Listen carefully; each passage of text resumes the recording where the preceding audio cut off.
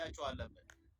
ለምን ከተባለ ጋሽ ተስፋዬ መካሻን ታስታውሱ ከሆነ እኔ ደህና ነኝ ከልጆቼ ጋር ችግር የለብኝም ብለው መግለጫ ሲሰጡ እሳቸው ናቸው ከእሳቸው ጎን የነበሩት በህይወት እያሉ ደህና ታስረው ተሰቃዩ ምናምን እያልነበት በነበረ እነ መከታውን በምንተችበት ሰዓት ማለት አሁን ግን የሰው የእጅ መስጠታቸው መከታው ማሞ ምን ያክል አህዮችን ተሸክሞ እንደነበር በውስጡ ምን ያክል ባንዳ ተሰግስጎ እንደነበር መማር ስላለብን ዝም ብለን አልነበረም ስንተች ነበር። ይሄ ሰውዬው እጅ ሰጣ አልሰጠ ምንም ኖረም አልኖረም አታጋይ ያው ምኑ የሚታገል ሰውዬ አይደለም። ግን ተወደደም ተጠላም እንደዚህ አይነት ሰዎች ናቸው በእኛ ውስጥ መከራ ሲያበሉን የነበረው። አጀንዳ ባረግ አልፈልግም። እንኳን ደህና ሄዱልን እንኳን ተላቀቅን። ዛሬ መሪዎቻችን በእነ አርበኛ መከታው ነው እኛ የምንመራው። መሪዎቻችን እና አርበኛ መከታው ማሞ ይሄን ገና ብዙ ነገሮች የሚያስተካክሉት የሚገባ ገና ብዙ ይኖር ይችላልና እነሱም ብቻ ፈጣሪ ይጠብቅልን። ቀጥላው ወደ አጀንዳ። እሺ ወንድም አለም እናመሰግናለን። ያው እንግዲህ እንደ አጀንዳ አድርገን ባንወያይባቸው ትልቅ መከራ እየለቀቀን ነው። በጣም ትልቅ መከራ እየቀለለን ነው። ትከሻችን ላይ ቁጭ ብለው መከራ ሲያመጡብን ወንድሞቻችን ሲያባሉ የነበሩ አሁንም ሊኖሩ ይችላሉ። በፋኖ አደረጃጀት ተሰግስገው አሉ የማይታወቁ ውስጥ ለውስጥ ሴራ የሚሰሩ እነዚህን እያነጠሩ ማውጣትና ማስገባት ነው። ይሄዱ አያስፈልጉም። ባንዳ ምን ጊዜም ባንዳ ነውና ሀዛው ከአባታቸው ከአብይ አህመድ እየሄዱ ሀዛው ቁጭ በሉ። ይሄ አያስፈልጋቸውም። ይህ ትግል የጀግና ትግል ነው፣ የአርበኛ ትግል ነው። እንደነዚህ አይነት ሆዳም እዚህ ትግል ላይ አያስፈልግም። እኛ ዛሬ ላይ እኛ ሙተን ሀገር ነፃ እናወጣለን ሀገር እንሰራለን በምንልበት ሰዓት እነሱ የሚታያቸው ሆድና ሆድ ብቻ ነው። ሆዳቸው ግንባራቸው ላይ ነው ያለ። ስለዚህ እንደነዚህ አይነት ባንዳ አያስፈልግም። ሲገቡ እንዲያውም ሽልማት ነው የምንሰጣቸው ነው የምልኔ። ሀብታሙ አስጨናቂ ሰላም ብያለሁ ወንድም አለ። ሸዋ ውስጥ ቁጭ ብለው ሲያጫርሱት የነበረው ወንድሞቻችን የአንድ እናት አባት ከጠቅላይ ግዛትና ካሳመን እዚህ ሆኖ ሲጫረሱ የነበሩት በእነዚህ ምክንያት ነው፣ በእነዚህ ሰዎች ምክንያት። ሌላም ሰው ሊኖር ይችላል። ገና ከውስጥ በሸዋ ጠቅላይ ግዛት ውስጥ መርዞች ተዘብዝፈው የነበሩ አንድነት ሲመጣ እየሾለኩ እየሄዱ ነው። በቀደም ደግሞ ኢንጂነርና መከታው አንድ ጋር ስለሆኑ በዛ ምክንያት የሚበሳጭ ሰው አለ። እኛ በቅርቡ ስለምናውቀው ማለት ነው። ከሁለቱም የምናወራቸው ልጆች አሉ።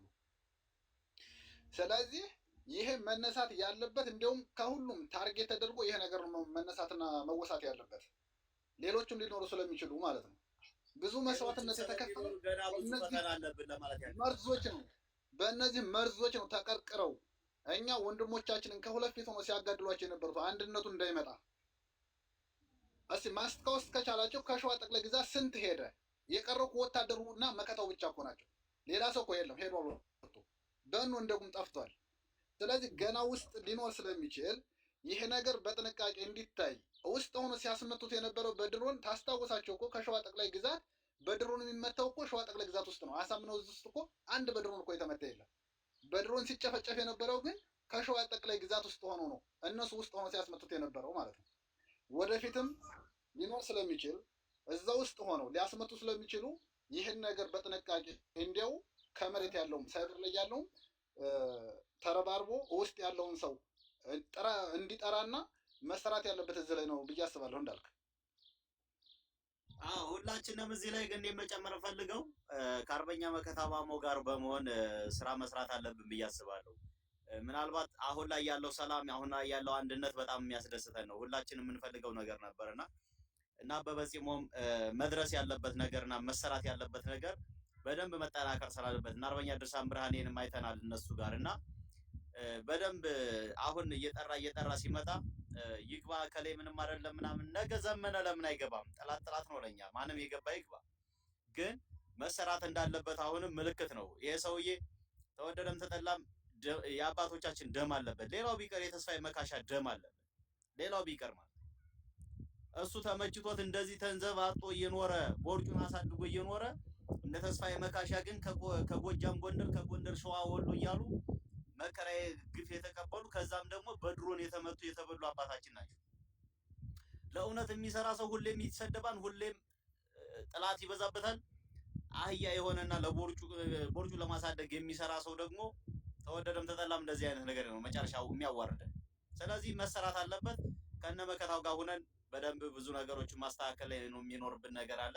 እንደዚህ አይነት ነገር ተነስቶ ሲደግፉ የነበሩ እኛ ጋር እንደዚህ ነው አንድ ሰው ግለሰብ ብቻ አይደለም፣ በዛ ውስጥ ያሉትን ነበር እኛ ስንሳደብ የነበረው፣ በዛ ውስጥ ያሉትን ነበር ስንተች ነበር። ነገ ደግሞ ከሌ ሲገባ በአንድ አልጥረው ነው ካለ ለምን ዘመነ ካሴ ሲገባ አንገናኝም? አጥረገርገው ማን ነው እናሱ? እኛ ንጉሳችን የምናረጋቸው ጀግና የምናረጋቸው አማራ ሆኖ የሚቀመጡትን ፋኖ ብቻ ነው። ንጉስ የምናረገው ዘመነ ካሴን ዛሬ መሪያችን በሁሉም ለአማራ የልብ ትርታ ስለሆነ እሱ ያለውን እናደርጋለን። አስረግጬ እነግርሃለሁ። ዘመነ ዛሬ የሚያደርገው እያንዳንዱ ዘመነን ሁኜ ነው የምቀጥለው። ከዛ ውጭ ግን ነገ የአማራን ህዝብ የሚከዳበት እንደዚህ እጅ የሚሰጥበት መስመር ከመጣ ማን ገጥማለን? ይሄ እኮ ሀቅ። ስለዚህ ስደግፉ የነበራችሁ ሰዎች ብዙ ጥላት ስለነበረ ነው እኛ ይሄን የምንለው። አሁን ግን ለአንድነቱና ለድርጅቱ ደህንነት ሲባል ብዙ መምከር አለብን ብዬ አስባለሁ።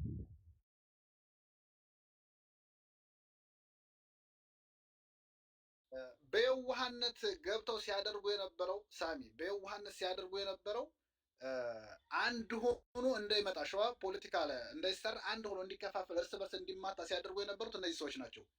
ግን ከውስጥ ሆኖ በደንብ ለአማራ የሚታገል ሰራዊት እንዳለ እናንተም ታውቃላችሁ፣ እኛም እናውቃለን። ግን የሰራዊቱን ልቦና ከፋፍሎ ሊሸጥህ ነው ለወያኔ ሸጠህ ከብልጽግና ተቀብለው ወያኔ የሚያወራው ለብልጽግና ከህወሓት ጋር ሆኖ መጣብህ የሚለውን አጀንዳ ሲያራምዱ የነበሩት እነዚህ ሰዎች ናቸው፣ ውስጥ ሆኖ ማለት ነው። ብልጽግና የሚናገረውን ሲያስተጋቡ የነበሩት ይሄ ሰውዬ ነው ለወያኔ ተሸጠሃል ለአማራ ሲል የነበረው ማለት ነው። ይህንን ግን አሁን ከቅርብ ጊዜ ወዲህ መከታው ነቅቶ የምታላዝኑት ወደ ብልጽግና ለመሄድ ወያኔ የምትሉት ከብልጽግና ጋር ለመበልጸግ ፈልጋቸው ነው ብሎ ሲላቸው አፋቸውን ከያዙ በኋላ እየሾለኩ መሄድ ጀምረዋል። ከሚገርምህ አሁንም ወደፊት ቢሆን እነሱ የሚሰሩ ይኖራሉ። ለእነሱ የሚሰሩ ስለሚኖሩ እሱም ቢሆን መጠበቅ አለበት፣ ራሱ እንዲጠብቅ። ወታደሩን ከሚያስመቱ በፊት እሱ ቆም ብሎ በአመራር ደረጃ ያስቀመጣቸውን ሰዎች መፈተሽ ይኖርበታል። በቃ ሄዱ አለቁ፣ እሱ ብቻ ነው የቀረው።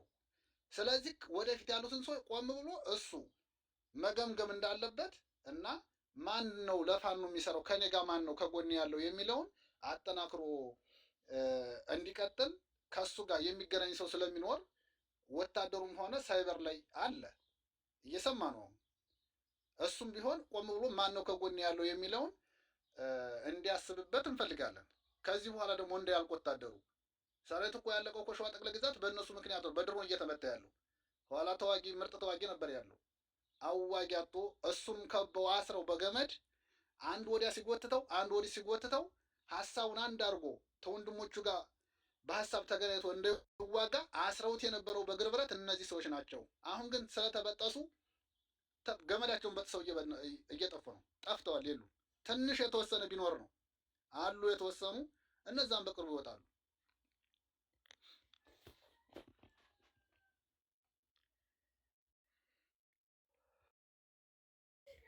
መልካም እንግዲህ ምንድነው በጠቅለል ሲል የፋኖ አመራሮች ዛሬ ላይ አፋብን ድርጅት በራሱ አሁን ወደ ብልጽግና ሲገቡ ብቻ አይደለም ቅድም እንዳልኩት ቴንኪው ማለት ይኖርብናል። ለምን እዚሁ ነው ድርጅታችን ከሚጎዱ የአማራን ህዝብ ስቃይ ከሚያበዙት ቢገቡ ደስ ይለኛል። እንደኔ በደንብ የሚያዙበትን መንገድ እዛው ከድርጅቱ እያሉ በፋኖ መዋቅር ላይ እያሉ መያዝ የሚችሉበትን መንገድ ሊፈጠር ይገባል። ካልሆነ ደግሞ ሲገቡ ቴንኪው እንደምንላቸው ሳይገቡ ገና ሐሳብ ሳያመነጩ ወደ ብልጽግና ለመግባት ሐሳብ ሳያመነጩ ፋኖ የራሱን የሆነ ደህንነት አስቀምጦ በደንብ እያጠና መያዝ አለባቸው። እንደነዚህ አይነት ባንዳዎች እንግዲህ ስንት ወጣት በእነዚህ ምክንያት አሁን ስንት ወጣት ሞቷል። ግልጹን መነገራችሁ ስንት በጣም ብዙ ወጣት ሞቷል በድሮን። በማን ምክንያት? ዛሬ ላይ ምረት በሚገቡት የፋኖ አመራሮች ፋኖ አይባሉም። በአጠቃላይ እነዚህ ፋኖ አይባሉም፣ ያው ባንዳ ናቸው። ግን በፋኖ መዋቅር ነበሩ። እጅ የሰጡትም ከነ ማስረሻ ከሰጤ ጋር የገቡትም ሌሎቹ ተገለዋል በብልጽግና። በቃ ይበለው። ዞሮ እኮ አማራጭ የለም እኮ። እኛ እዚህ በፊት ተናግረናል እኮ። አብይ አህመድ እኮ ዛሬ ላይ መጠቀሚያ ነው ያደረጋቸው። መጠቀሚያ ነው የሆኑት። ነገ ጠዋት እኮ እንደሚገላቸው ይታወቃል። አያሸንፍም እንጂ ግልጹን ለመናገር እንዲያው አያሸንፍም እንጂ አብይ አህመድ ቢያሸንፍ እንዲያው የሰይጣን ጆሮ ይደፈን ነው ይባል። አያሸንፍም እንጂ አብይ አህመድ ቢያሸንፍ ዛሬ ላይ በደንብ እያገለገሉ ያሉትን ከሚሊሻና ከአድማ በታኝ ጀምሮ ካቢኔ የሚባለው ሙሉ ለሙሉ በስርዓቱ ስር ዛሬ ላይ ለሱ እንሞታለን እንኳን እጃችን እግራችን እንሰጣለን የሚሉትን በደንብ አድርጎ እንደሚገላቸው ይህን ማወቅ አለባቸው። ለምን የአማራን ፋኖ ጨርሶ እሺ የአማራን ፋኖ ጨርሶ ነገ ጠዋት እነሱን የማይገልበት ምንም አይነት መንገድ የለም። አብይ አህመድ በትልልቅ አመራር ላይ እንኳን ያሉትን የመግደል ሐሳቡ አሉ። እንደምናችሁ ሰበር ዜና አለኝ አለ ስክሪኑን ሰፋ አድርገውና